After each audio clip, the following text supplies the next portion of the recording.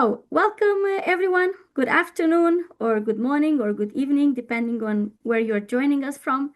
Very happy to host this next webinar in our series of webinars linked to the special initiative, or special issue, whatever you want to call it, the Journal of Supply Chain Management on novel ways of doing qualitative research in supply chain management.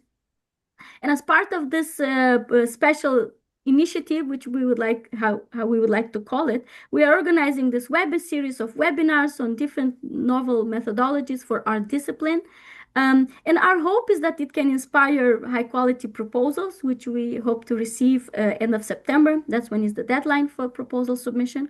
And second, to hopefully drive some inspiration broader in our community, right? So beyond the special issue. Now, today we're talking about engaged research in supply chain management, the whys and the hows. And why do we have this specific session? Actually, at the Euroma Sustainability Forum in Porto, we had a co-creation session related to this special issue. And some of you joined us and specifically asked, what about engaged research? What can we do there? We have been working a lot, out in the field with companies, with NGOs, with different types of organizations. But how can we look at this a bit more from a research perspective? Right, and we thought, you know what, why don't we put together a webinar and ask some people that have been doing this successfully over the years so they can share a couple of insights, which I think would be relevant for all of us. So, two great guests today, Henk Akkermans and Anne Touboulic. Maybe you can share the next slide, Victoria. Right. The next webinars, we meet again in 2 weeks for the visual methods webinar, which Victoria here will co-host. Then we'll have a follow-up on the ethnographic research where we will also have a couple of pitches from you where we will directly give feedback together with methodological experts. And then there's the conference season. Again, deadline for submitting proposals to be included in the conference sessions is June 15 for Euroma in Vienna, June 30 for AAM in Philadelphia, right? Now, coming back to the speakers today, Henk Akkermans, who I know very well since my time at the Tilburg University a few years ago, and I know he has a lot of great insights to share. And then Anne, who we also know very well personally, but also we have been citing her research on engaged research, her work on engaged research, even in our call for proposals for the special issue. So I think there's going to be a lot of interesting insights today. Please, as they talk, share your questions in the chat. Similar to last time, I'll try to make a bit of a synthesis of the different questions, and then hopefully we have a nice, lively discussion at the end. So, Henk, the floor is yours. Good, thanks. And thanks, Eugenia and others for having me and letting me share some of my insights, lessons learned over the years. Because the topic of engaged research is one that is very close to my heart. I've known it under different terms. I usually call myself a practice-driven research or a research-driven practitioner, or both, because it's sort of blurred where I am. But for the past 35 years, I've been doing research and I've been working in practice simultaneously, at least in one and within the same week, and sometimes within the same day or even within the same hour. And for me, that's just who I am. It's if you engage research, if that means working with real companies with real problems rather than a hands-off approach, then that comes with great opportunities, but also with some challenges. And one of the main advices that I would like to give is that you see this as searching for gold nuggets. Because many times you'll be finding B while you were looking for A. Let me explain a bit more about that before we move to the next slide. So when you are allowed to work with an organization or multiple organizations, as in my case often is the case, then that it's for a reason. It's because they have a problem and they want you to help out.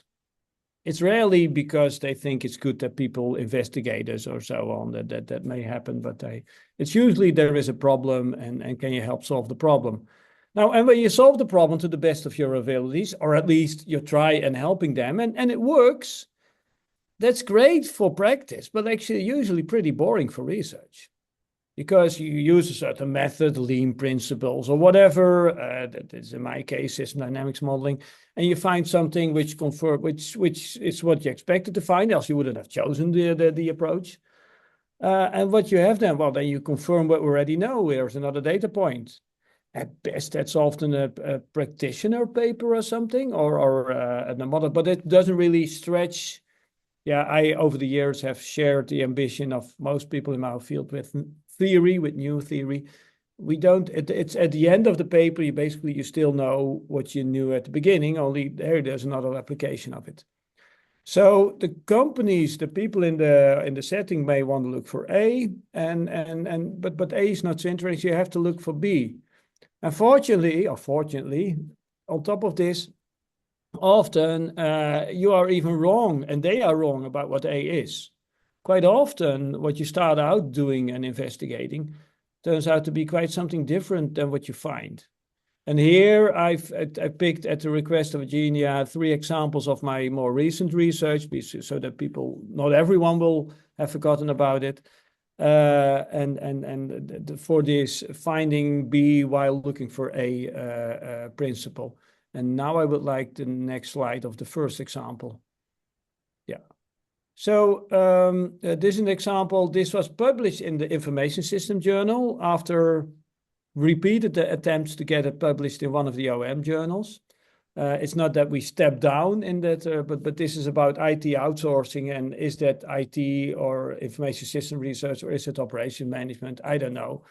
But anyway, this is where it ended up in. And this was a consulting assignment.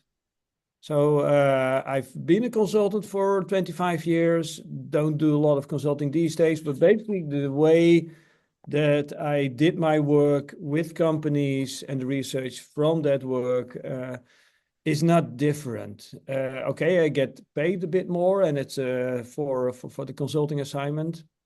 But I can also get paid while I'm a university professor, and my PhDs, or I myself, I'll handpick both companies. And sometimes it's for-profit companies, sometimes not for profit. So that's not so interesting. What's interesting here is that we were looking for A and we found B. So this was a consulting assignment, and given the time I have, I can't really go into too much depth about what was going on here, but let's say basically that we found 2 companies. This was the Rotterdam Harbor Authority and an IT company doing their IT provisioning, basically. And they had this outsourcing arrangement, and they got more and more into a fight with each other. And then we were asked, my co-author Willem van Oppen and me, to help and make a change there with our collaborative KPI method. At the time when we did this, we hadn't published that method, but it was still sort of buzzing around that we would have that. It's a JOM paper from 2019 where that ended up after 5 earlier rejects. What we found here was actually, so after we did the assignment, and it actually worked, and as I said, when our intervention worked, which is not interesting academically, let me repeat that, but very relevant for practice. So if you want to be engaged, and that's the thing you want to do. So we help them find their way back up again. In reflecting upon that, I had some students coming in afterwards and doing some evaluation interviews. I was struck by and this was our little gold nugget, I think. I was struck by the fact that actually the same processes that led to this decline in behavior were the same processes that we try to involve in improving the situation. So there was low trust, and there was low collaboration and low data sharing, and a lot of focus on short-term financial stuff. And the performance was bad. And then you get into, and what also helped, there was this paper on relationship spirals. I forgot when, but there was sort of a couple of years after this. But hey, that's a nice catchy phrase in the OM arena. Can I sculpt the findings from this research in such a relationship spiral format? And what you see here is a causal loop diagram, and with some reinforcing feedback loops, and reinforcing feedback loops are the causal structure you need for a spiral kind of behavior, upward and downward. And that was the insight from this. And so we got it published. What was not expected was that these IT guys said, yeah, if you have this diagram, then we only believe it if you can make a simulation model out of it. So I did, because that's part of my toolkit. She had also some nice initial insights that I didn't even have beforehand about some of the dynamics of this. But anyway, during the whole assignment, during the process of doing the engaged research, I was just looking for how to help these people get into a better working relation so that we don't have horrible accidents in the harbor, etc. And in the end, we found B. So that's one example. I hope I'm going at the right speed to have two more. Yeah, there we found the gold nugget. Oh, that's a nice finishing touch there. Let's see the next one then. Yeah. So another example of looking for A, finding B. This was published in JOM last year or the year before that, and was based on the PhD research from Feng Fang, together with Wendy van der Valk and Bart Vos. We were the supervisors. And Feng did the research with 4 what they in Netherlands call waterschappen. Water authorities doesn't really fit it, because in the Netherlands, with all our focus on usually too much water, and these days not enough water, the water boards have been the oldest institutional structure we have. We have like 21 of them.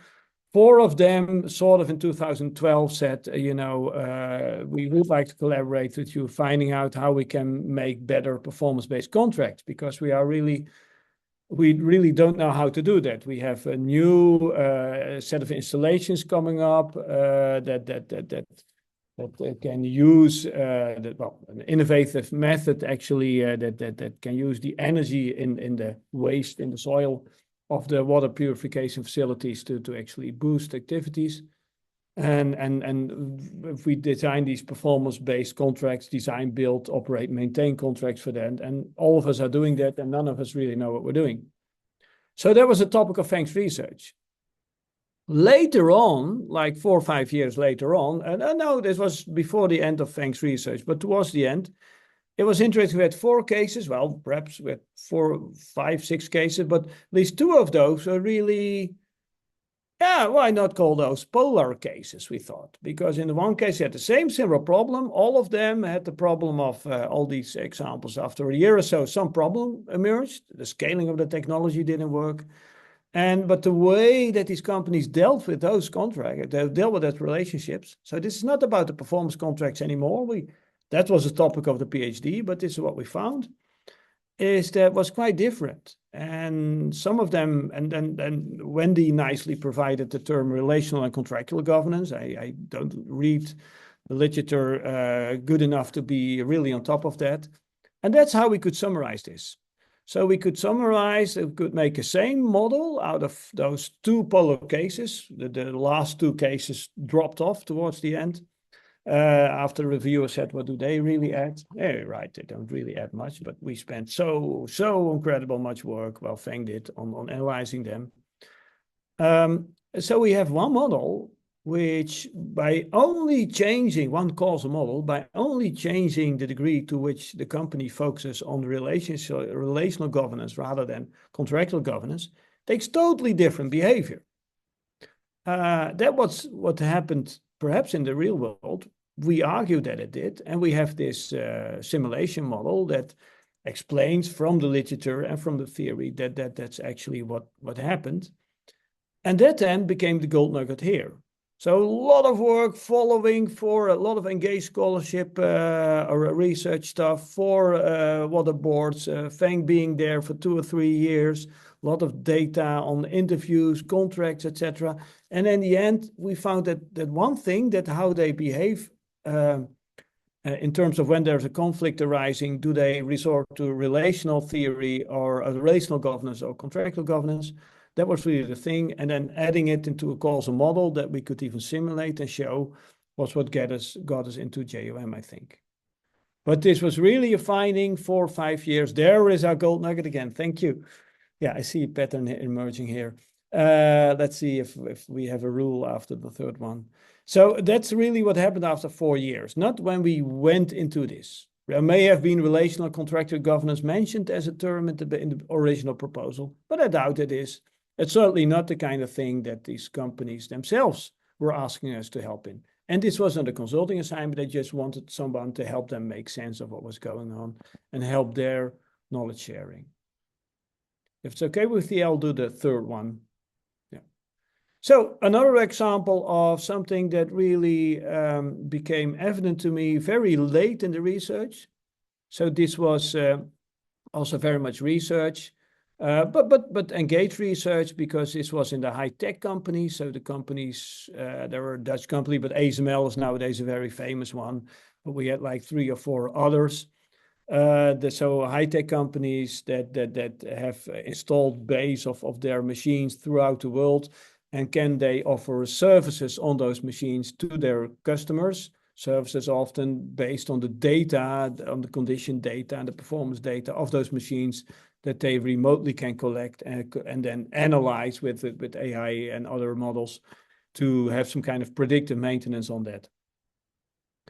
And we did 4 nice case studies with different companies. We did one with Canon, we did one with ASML, with Marel, who are in food, and one with Van der Lande, who was materials handling. Nice case studies, made a little model, business models, etc.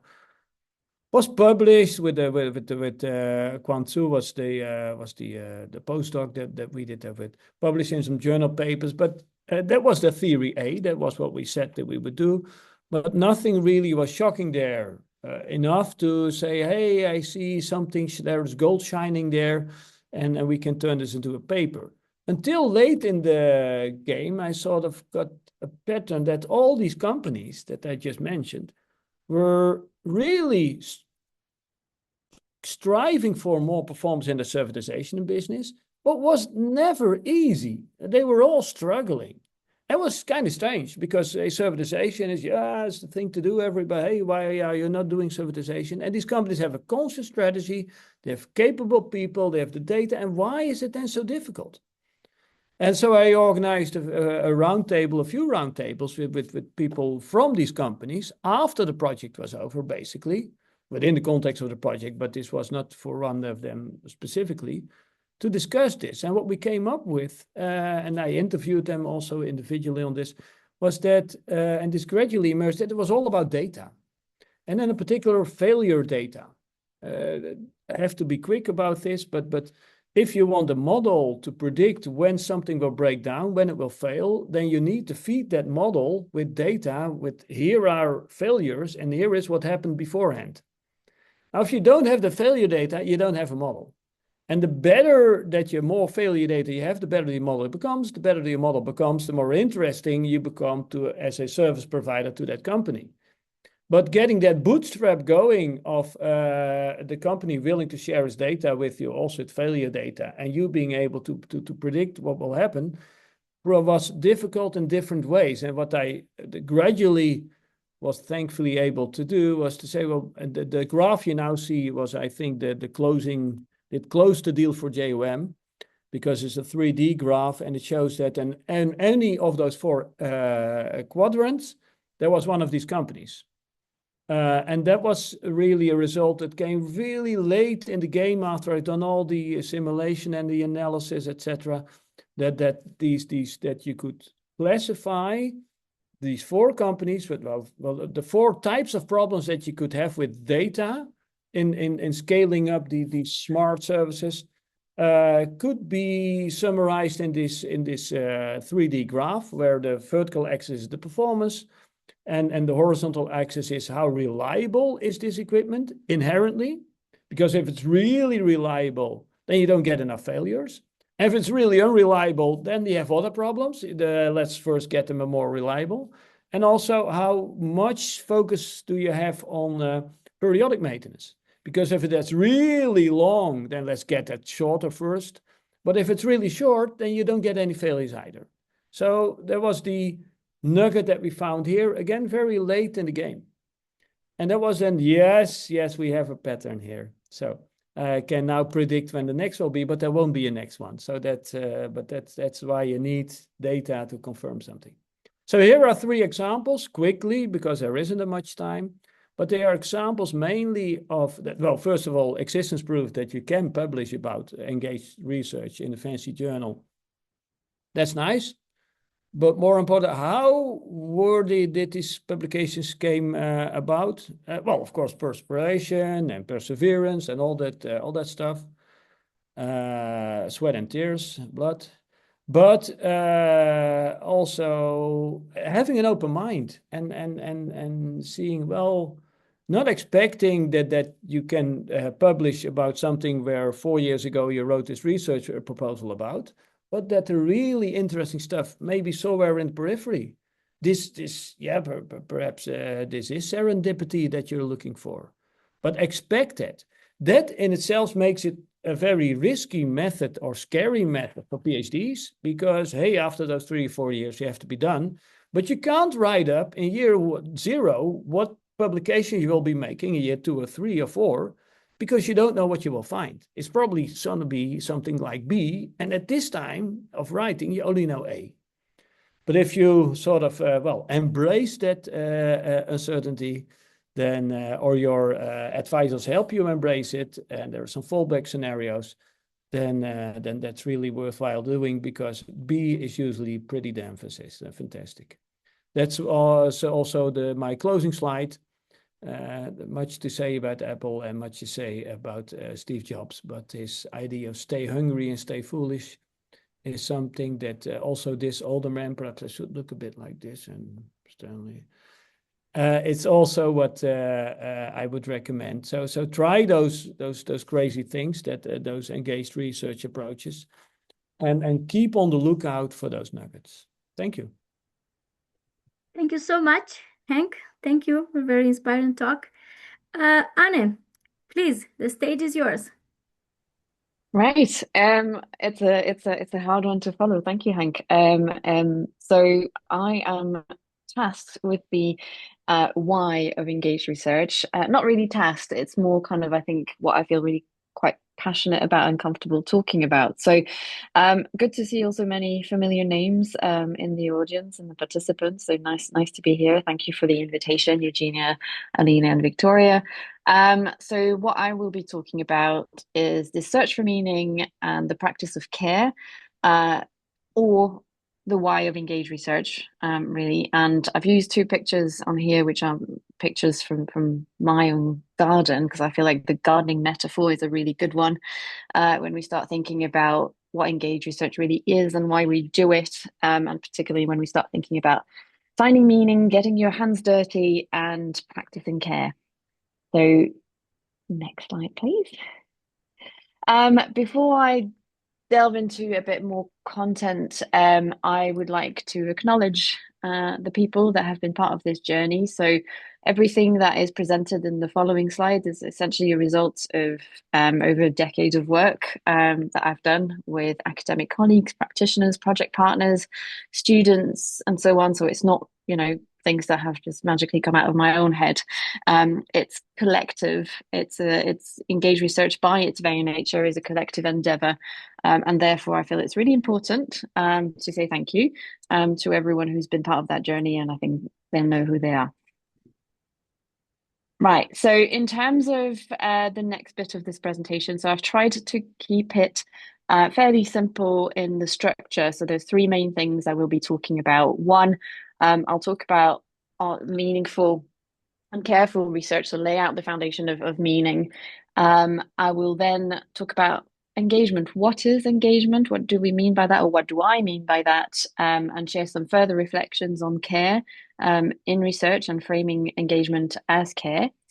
And then finally, I'll finish with the 3 Ps of engaged research. So we're quite familiar with 3 Ps. So I'm kind of reinventing those and what they may be for engaged research. So meaningful research. So I think this is really important if we start thinking about the why. So my journey into engaged research is, it's been really long. If you don't mind to switch the slides, Victoria. So, and I think it has evolved over time. The type of work that I've done has changed, and I think essentially it's this pursuit of meaning that has really driven me to deploy different types of engagement and flavors of engaged research. I think when we talk about research training, for example, of doctoral students, we are, trying to ensure that they're very well versed in articulating the what and the how of what we research, of what they research. I think there is perhaps a lot less emphasis on the why still, even though it's coming up obviously as a bigger question, and I'm sure a lot of people have their motivation. People have their own motivations for research, but putting it out there, being explicit about why we do what we do, I think is still something that in supply chain management research we need to be doing more of, and we need to be more explicit about. So finding meaning is essentially one of the fundamental aspects of my journey into engaged research. Next slide, please. Yeah, so what is meaning and what is meaningful? So if you just go to the basic Oxford Dictionary, point one is not very helpful. Meaningful is having meaning. Point two, though, I think it is where I want to anchor this, which is something serious, important, or worthwhile. And I think that's really interesting that you've got the worthwhile here, because if you look at the literature, particularly when you look at the literature on community operations research or the sort of action research literature from the tradition, largely in the UK, there's a lot of emphasis on defining worthwhile and, what is worthwhile for researchers, but largely what is worthwhile for the world out there and for society. So this is kind of where I want to sort of anchor the rest of this section. Next slide. Yeah. Great. So this is kind of building on that idea of worthwhile. So if you look broadly in the literature around sort of practice-based research or practical wisdom, and as well action research. So you see two references here, Fliffberg and Heron and Reason. There's this really kind of big question around interrogating the direction that we take as a society and whether we are on the path for a desirable future. And this is again posing more questions. I think that's also where I think it's a constant search for meaning, because what is a desirable future? Whose future are we talking about? Again, really interesting questions to be asking ourselves when we are pursuing research that we claim is engaged. And essentially, it's about considering what's intrinsically worthwhile. What is valuable, useful knowledge? Who is it useful for? And I think this leads us to thinking about, are we producing knowledge to get it published, or are publications and papers essentially the obliquity? So it's not something that we aim for initially. They're just some sort of unintended or perhaps partially intended consequence of pursuing a research agenda that produces research and knowledge that is useful for interrogating the choices and the directions that society is taking in the broader context that we find ourselves in. And context matters when we think about searching for meaning.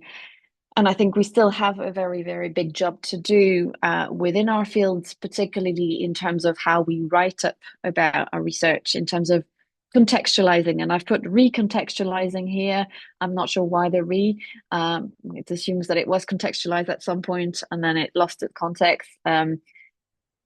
Hopefully it was. I just think it's about contextualizing. And from my own experience, which is the only experience really that I can speak from, context has really played a massive role in terms of interrogating the direction of the work, as well as the types of methodologies that I've decided to deploy in particular projects. So, acknowledging where we find ourselves in terms of our present realities, how they're a result of particular trajectories and histories and socio-political contexts is really, really important. And that has essentially led me, and not just me, but other people I've worked with. And then you can see a little drawing on here. This is me with shorter hair on the right-hand side, and Lucy McCarthy on the left, to interrogate really fundamentally our role as researchers. So if you start asking yourself why you're doing what you're doing, then it sort of eventually leads you to kind of think about, okay, what do you do? What is your role? as a researcher. And so we wrote a piece back in 2020, which was around research activism and a call for reappropriating our own agency in research and our own, I suppose, power in sort of shaping the trajectories that we were seeing in broader context of the broader context of supply chains. I think one of the main points that we're making as well in that particular publication, and we continue to embrace in the work that we are doing, is that researchers have essentially an ethical responsibility to recognize the potential impact of their backgrounds, values, and beliefs on the decisions that they make. And I would say that applies to any types of methodology. So there's a big interrogation here about, how where we've come from, our trainings, our backgrounds, where we are in the world informs the decisions we make, the type of research that we do, and how that impacts actually what the research look like, the participants in the research, the outcomes of that research, and so on and so forth.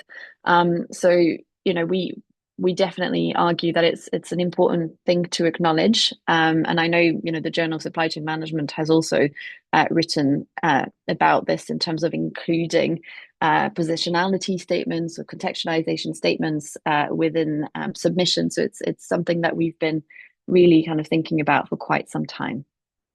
Next slide, please.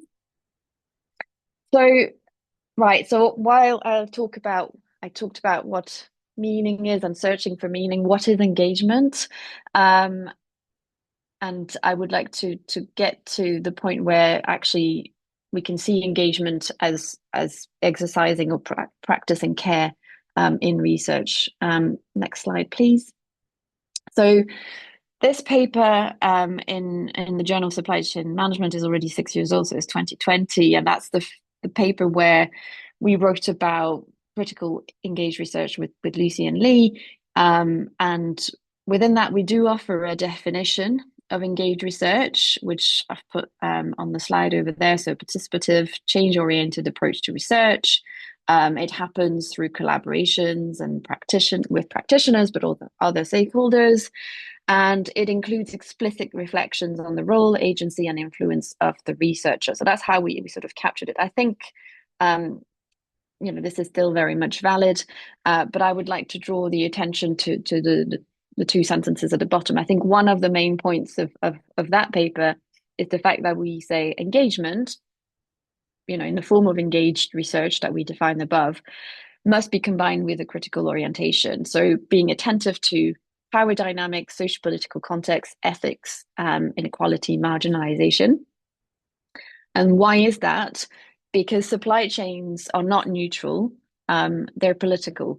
They're not technical systems in a vacuum. They are embedded in broader context, and they involve questions of who controls resources, who benefits from that, and who is marginalized. And so that's why we need a type of engagement that is more critical. What does that mean, though, in terms of how we do research? Next slide, please, Victoria. And I think in terms of the journey in my own context and research engagement, I think I have now come to the point that I think engagement is about the practice of care. It means, thinking about everything that we do to maintain, continue, and repair our world so that we can live in it as well as possible. And that is quite an interesting reference, I think, to bring into the realm of supply chain management. I don't think we talk that much or write that much about care, but essentially engagement is about practicing care. What does that mean in terms of it translating to research methods or research ethics? Well, it's this kind of imperative to take responsibility for change rather than simply documenting issues. And that comes with a lot of ethical questions that we need to be thinking about. There are 5 points on here, and I'm sorry because we're missing the citation. This is coming from an adaptation of the original framework by Joint Toronto, but this is a paper by Tula Brunelli in 2018, articulating the 5 dimensions of careful, research or doing research with care. And it starts with, well, the attentiveness or caring about this idea that we recognize and identify needs of particular communities or individuals or practitioners. And I think that's, driving also the examples that Henk gave in the first instance of being attentive to that, but also moving towards caring for, so that responsibility as researchers in terms of our ongoing obligation to try and address those needs that have been identified and move away from a sort of transactional approach to research to a real kind of participatory and participative and inclusive way of working. The third dimension is caregiving, so that here would be competence, and it's reflecting on the ability of any research team to be able to actually deliver on that ongoing obligation, on that ongoing responsibility, and kind of interrogating that, making sure that we constantly reflect on that involvement and do not cause harm with the research participants that we're working with. Number 4 is care receiving, or this dimension of responsiveness and flexibility. So I think that was reflected in Henk's presentation in terms of, you go out and you look for A, and this is what they tell you they need. And then you actually, when you're in there, you find out there is more to it. And that is, an exercise in being responsive and welcoming feedback, welcoming uncertainty, and also being able to adapt the research process in light of what the reality actually is. And then finally, caring with is this kind of solidarity dimension. It's about working together. It's about collaboration to bring about a transformation in practice, and knowledge, again, generate knowledge that is useful. Next slide, please. So I know there's quite a lot in there, but I want to kind of wrap them up into what I think the 3 Ps of engaged research are. And big reveal, one of them is not publishing. There is no P publishing in there. So next slide, please, Victoria. I've labeled them 1, 2, and 3. There is no hierarchy, however. This wasn't to indicate one is more important than the other, but just to kind of give them a name. So the first P I will talk about is possibility, or the politics of the possible. The second P is place, and the third P is pace. Possibility. So I think if I were to sort of condense all the points that I was making in the beginning, essentially, when we think about engagement and engaged research, it's about reconnecting with the idea of the possible and possibility. This is something that has been written about quite a lot. There's seminal work from Gibson Graham on this idea of the politics of the possible. More recently, we've seen the emergence of a field of work that is called possibility studies, which is the quote on the left-hand side. And it's this idea of kind of, again, reappropriating the possibility, the space for the possible, because we can still rely essentially on our human capacity to hope, to imagine, and to envision new possibilities. Next slide, please. And so what does that mean for supply chains? And I will try and do that for every single P connected to supply chain research. So how we think about supply chains is rooted in a dominant economic paradigm, essentially shrinks the space of the possible, right? We can talk about the politics of limits, right? What the current status quo, what the current systems are doing and oppressing. But I think engaged research opens that space of possibility, and that starts, for example, with how we frame or talk about supply chain. So I've just put a few words here that you can find in recent JSCM special issues or call for papers, reframing supply chains around regeneration or post-growth, or looking at other ways of knowing, like indigenous ways of knowing, is an attempt to reopen the possibilities of what could be. Second is place. So the second P of engaged research for me is place. because essentially such type of research is grounded in the specific social, ecological, historical, and political context of a particular place, rather than treating phenomena as abstract or universal. As part of engaged research, there is a recognition and a valuing of the experiences of the people as embedded in the place where they find themselves. And collaboration with participants generates relevant, situated knowledge with transformational potential, because you take context into account, the place. And I think it's important to say that it's, as part of engaged research, it's really important to meet communities where they're at. So literally where physically they're at, as well as figuratively, in terms of their ability to participate or not, and how we can adapt the research to make sure they are able to be included. And the picture on the right here is a nod to a wonderful project led by my colleague, Dr. Tricia Dawson, where she's looking at the intersection between questions of health and well-being and food systems in the Jamaican context, where she's from. And it's been a really beautiful example of how place actually plays a really, really big role in engaged research. And finally, we've got pace. So here, when I say pace, it's in relation to the centrality of time in engaged research. So there's lots of different things that I could say here, but I'm just going to zoom in on three key things. So I think when you look at the type of research that would fall under the umbrella of engaged research, there is a recognition across these types of research that supply chains aren't static. So it's about embedding consideration for their becoming that requires engaging in the processes as they evolve. Okay, so it's quite process oriented, longitudinal. Engagement, the second point is that engagement cannot be rushed, right? So there's a real pace to engage research, which is, it takes stamina. It's relational, so it takes a long time to build relationships and sustain them and maintain them. It's iterative in nature. Again, it's back to this question of responsiveness when I was talking about care, being able to adapt. Things don't work. Sometimes we imagine the best of methods, the best of approaches, and actually when you get to doing them and delivering them on the ground or trying to deploy these methods, they just don't work. Nobody turns up. There's something else. So it's this ability to engage iteratively over time and over extended periods of time.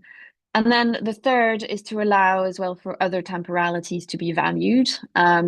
So here I'm contrasting the slower socio-ecological rhythms and how they interact with more accelerated times that are generally embedded in supply chains, and how that works.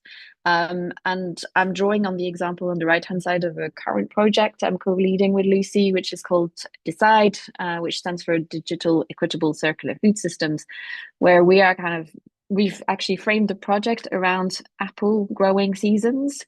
And the seasons played a big role in terms of how we framed the project, how we framed the engagement, and how we actually work with our project partners on it, to make sure that we take into account this variety of rhythms. So these are the 3 Ps.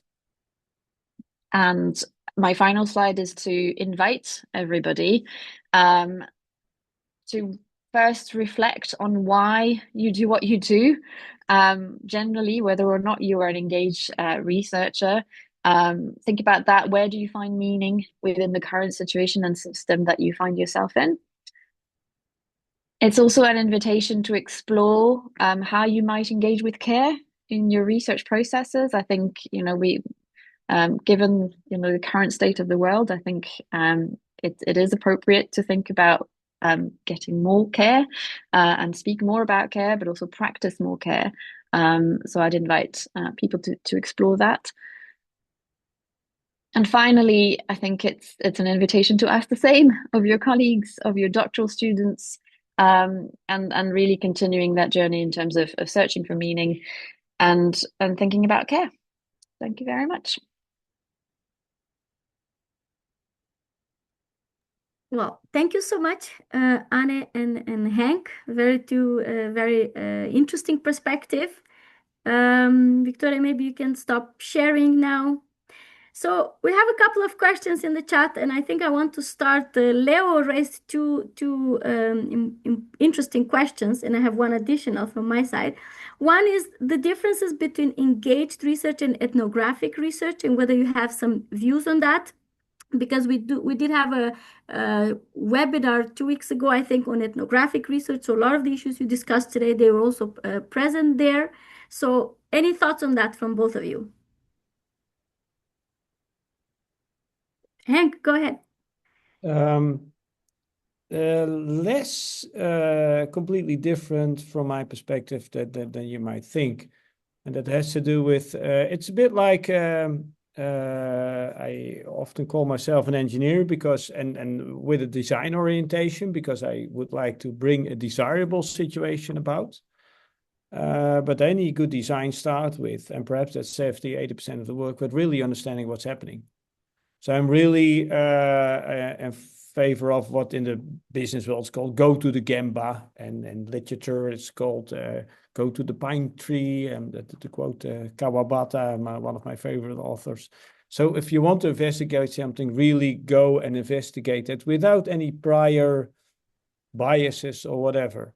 Of course, real ethnographers can do that much better than our students who normally come from much more a business or management training.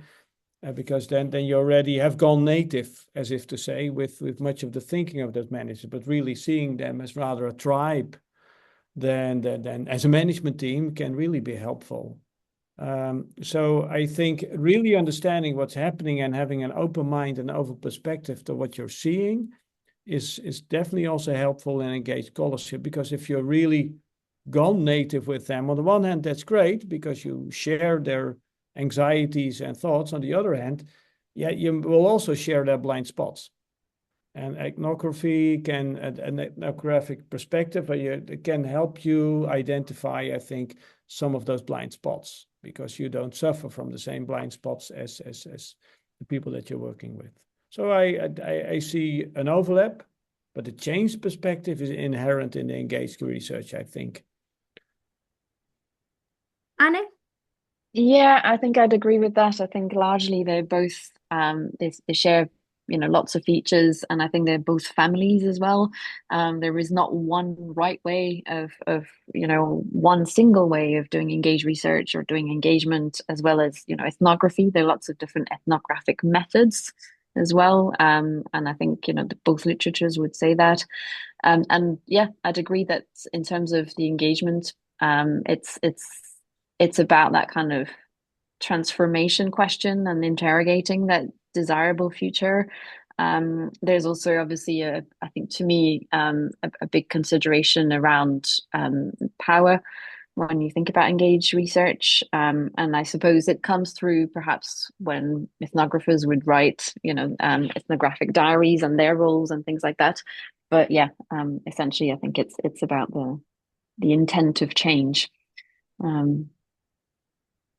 Thank you both. I want to also follow up on Leo's point regarding studying failures. Yeah, and I think that's it's an interesting question. I fully agree that we can learn much more from studying failures, but I think one question is, how do you identify a failure that is interesting theoretically? Because there are many failures happening, and sometimes some of them can be explained rather easier, I would say. Do you have any thoughts on that? How to identify an interesting failure?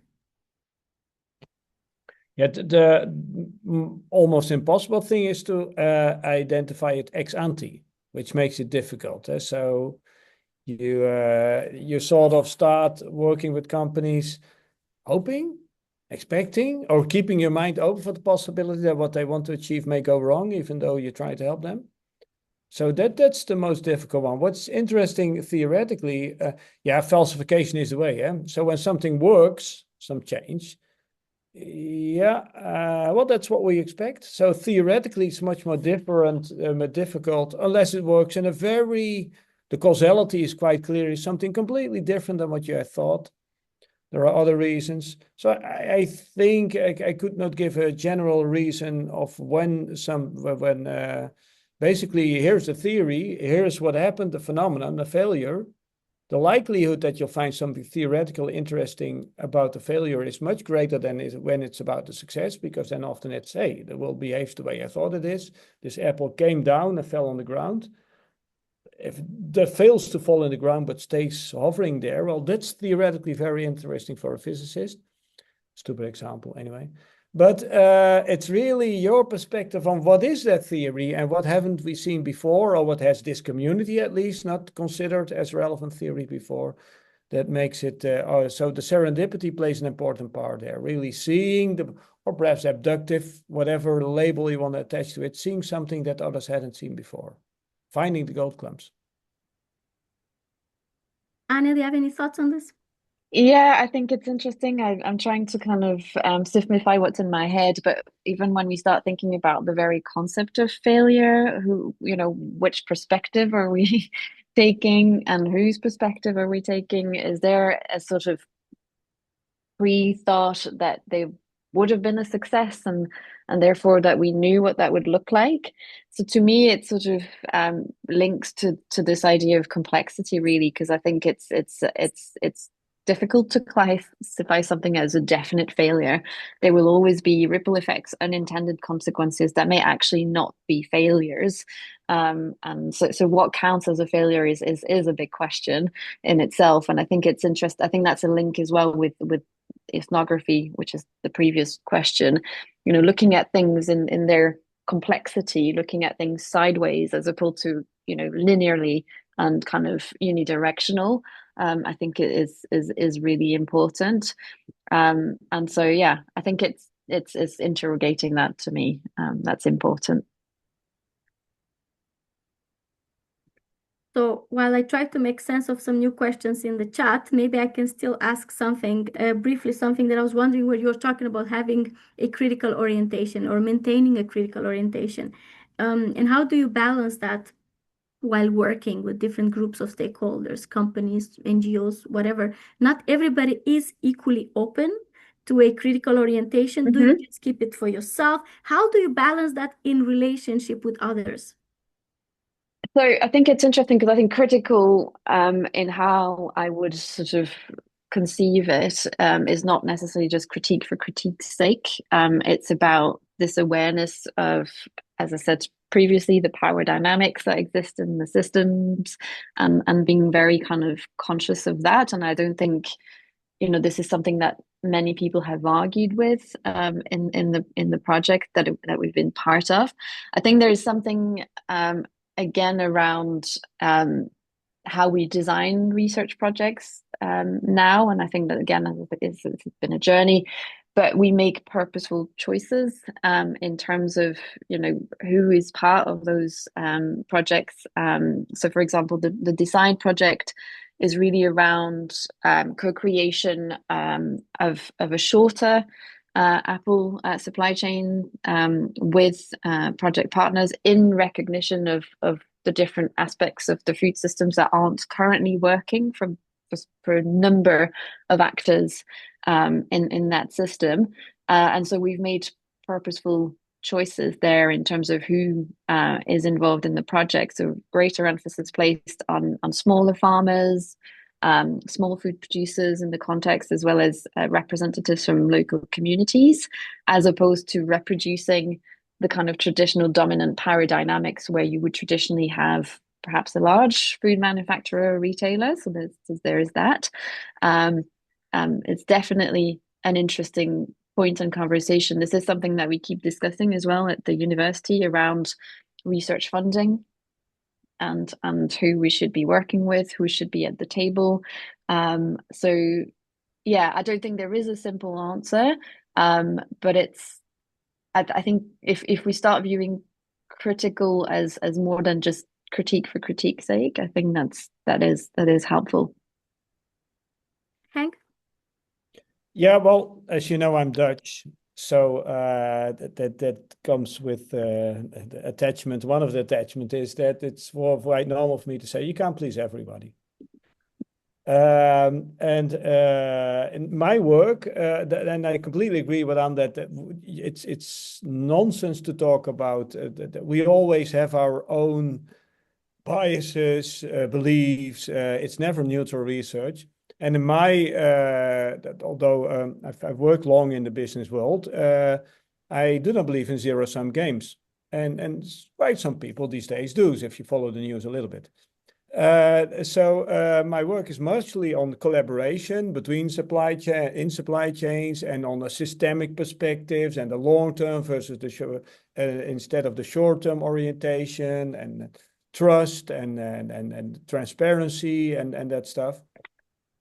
And yeah, that's what I do. And not everybody's happy with that because there is a significant part of the world population and also of the organization population that does believe in zero-sum game and in the benefits of holding your cards in front of you and all this trust bollocks, etc.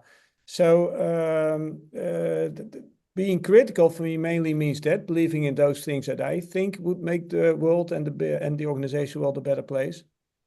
And at best, you can at least not annoy these people too much, or at least not get into big fights with them, and try to talk their language a bit, which so the business language, and talk about OPEX and CAPEX and all those other and EBITDA and all those terms, etc. And I do a bit their thing, but still then come up, yeah. And how about if we would do this together with the suppliers? But you can't please everybody. Sorry, I'm Dutch. Well, thank you so much. So I promised Henk will finish before 1 o'clock. So I would like to keep my promise. So thank you both for very interesting, I think, complementary perspectives. So it was really nice to hear both sides. Yeah, thank you all for joining. And I hope to see you soon in our next webinar.